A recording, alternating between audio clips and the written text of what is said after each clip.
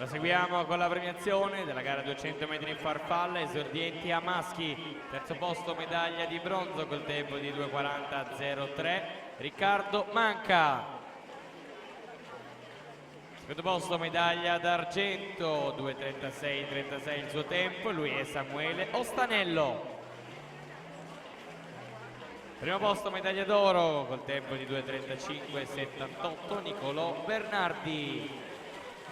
Questo podio è targato Arca Nuoto.